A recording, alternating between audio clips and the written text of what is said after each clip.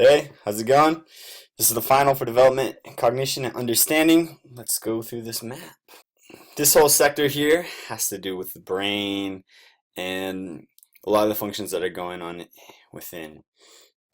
We'll start right here with a few of the functions of the brain.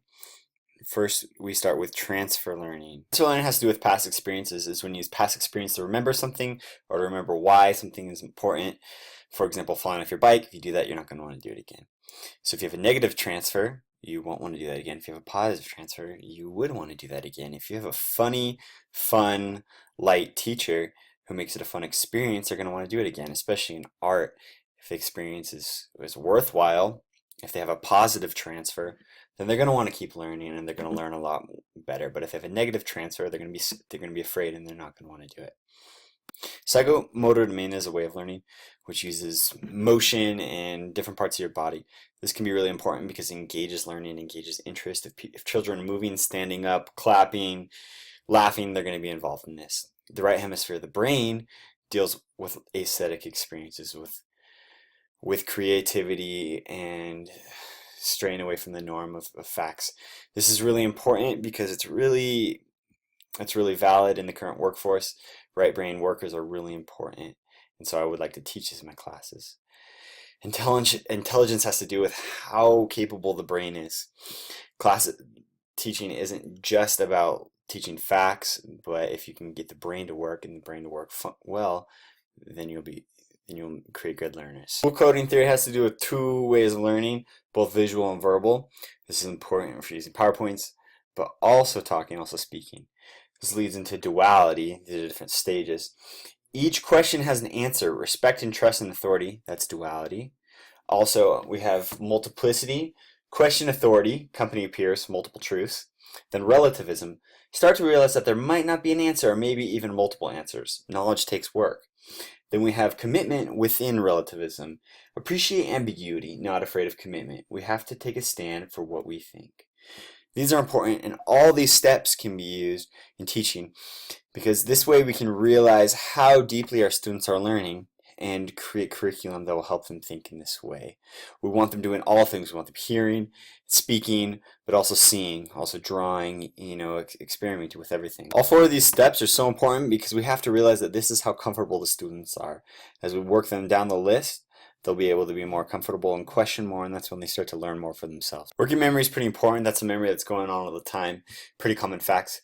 If something's going through your head a lot, it's going to be easier to bring up and apply to other things. So in classes, if it's talking about pop culture or something, that's going to be something that's there. That's something they're going to remember and latch onto really easy. Sensory register, sensory memory can go back a really long ways. And also, if somebody brings in some food, somebody brings in something you can smell, that can be used to create memory. It's like that girlfriend, you'll never forget her smell. Let's talk about the affective domain and the left hemisphere right now. They kind of contrast each other. The left hemisphere has to do with more factual things, math problems, clear-cut answers, black and white. And each side of the brain has an amygdalae for the two of them. And they have to do with memory, decision making, and emotional reactions. Affective domain has to do a little bit more artistically with activities, feelings, and it's another way of learning. But also has to do with the limbic system because the limbic system is all about emotion, emotional memory, which is memory that goes down really deep. It's really good long-term memory because your heart feels it and there's some sort of aesthetic experience that helps you remember it. Also attached to the amygdala, which processes these things. We can use all of these terms right here to focus on, for example, math doesn't just have to be a left hemisphere activity, but if you use the affective domain, if you use things that make it interesting, whether it's buying pies or something that somebody cares about, they can attach to it, and that'll affect the limbic system, affect emotional memory, and either way, these amygdalas that are going to be triggered, and that's how the students are going to remember something. Long-term memory, this is a lot of the kind of learning that we want to have. This is kind of learning that's going to stick with students forever. If they can learn it in grade school, they'll be able to apply it later on, especially if it's something really important like decision making. Declarative memory, this is the kind of memory that we control. We want to learn a book, we want to learn the test materials that we can do on a test. Use this for things that are really important, whether it's making a project and they need to remember how to do something. A couple different ways we can do this, or we can practice. We can go over it over and over again. This is pretty common in classic studying. Also, we have chunking, associating things so that you can remember one thing to remember 5 things. This might help a student. Connectives are other things that are linked to something else. So like if the color green has to do with trees, you're learning about your favorite color, which is green, you're learning about trees, you can connect the two. Conceptual similarity. Conceptual similarity is when 2 things have something in common, even if it's not something very, very clear, like both things are green, they could conceptually be the same. Duality and multiplicity. These are 2 different ways of learning. We'll go back to duality and multiplicity. Flashbulb memories.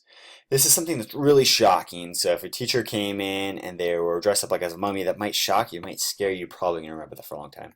Definitely does long-term memory. Another form of non-declarative memory, long-term memory, is non-declarative memory, like riding a bike. You don't remember exactly how you learned that, and you weren't focusing on training your brain to remember each one of these little things. But you remember it for a really long time. A part of non-declarative memory is practice. It's something that happens over and over again, right, Rex?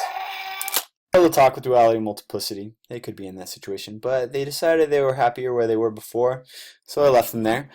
On to the next thing. Cognitive domain, just like this class, it's all about development of knowledge and thinking skills. This is very important, especially if you're dealing with left brain things. Students need to learn how to take in a lot of things. So cognitive belief systems, this is how we learn how to interpret the world based on past experiences. Well, I see something that happens this way. I mean, school is super important because you're going to learn how the world works through assignments and etc. And so we need to treat students like adults, but we also need to treat them like humans and let them make their own decisions. Cognitivism is basically we want students to be able to do what we teach them. We want them to be able to evaluate a situation and remember what they learned and apply what they learned.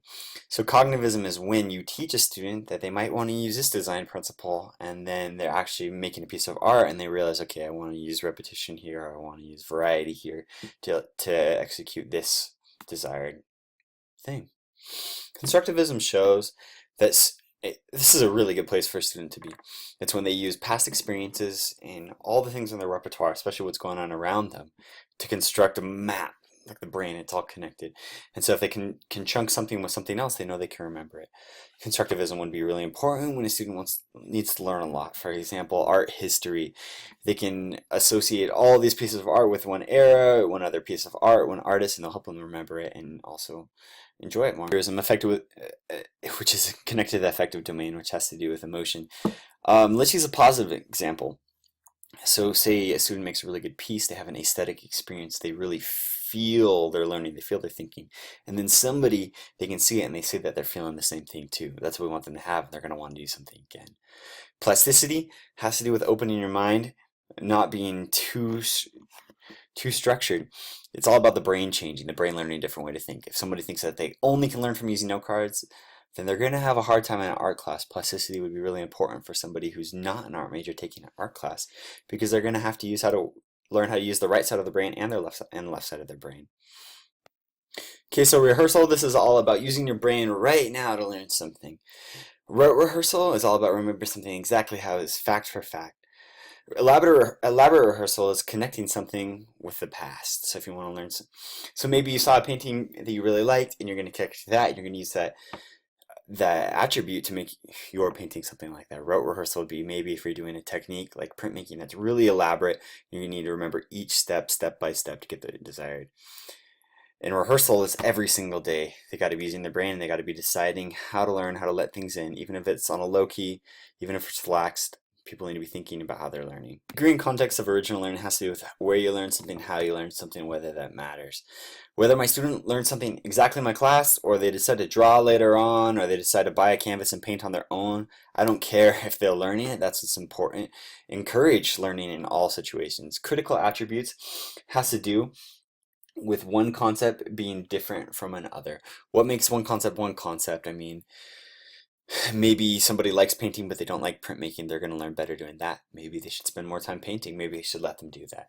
Association has to do with specific connections to one thing from another. So watercolor to acrylic painting. Maybe they're a painter, and so they're going to learn better through those two mediums. And they're going to be able to learn better if they learn watercolor first because it's more simple and then they can apply those techniques to acrylic paint. It has to do with making decisions. It has to do with using current knowledge you're gaining at the moment, and things that are happening right there to make a decision. Whether a student wants to use this color, or decide whether they want to put a paint stroke there, they're going to have to reason. They're going to have to remember things. Deductive reasoning has to do with maybe they try putting a paint stroke there, so they're going to think, okay, that doesn't work. Or maybe they're going to practice, they're going to sketch it out and say, okay, this doesn't work, and then eventually they'll find out what they need to do. Other forms of reasons are pretty general. They have to do with how we think every single day. Inductive reasoning has to do with a method of reasoning from particular to general. Quantitative has to do with, judging facts, statistics. Qualitative might have to do with actually experiencing something maybe a little more artistic. Overgeneralization is when you think, okay, this never worked for me once, I'm never going to try it again. And undergeneralization might be trying the same thing over and over and over again and thinking that it might work without stopping to realize that it wouldn't work. I would like my students to use a little bit of all of these things. I mean, quantitative isn't my favorite, but if they're using all the paint in the studio, that's not fair for anybody else. Deductive reasoning is great for making decisions. Inductive reasoning is a good way to bounce back and forth and make good decisions. Overgeneralization, I guess I will be honest, that these are two things you kind of want to steer away from. You want to be right in the middle where you're not overgeneralizing thoughts and experiences, but you're using the experiences you have had. Behavioral decision theory, this is about decision making and how it's rational and how individuals should try to maximize. I'd like to teach my students that they don't have to let the world tell them what to do, what to draw, that they can pick that for themselves and do it frequently.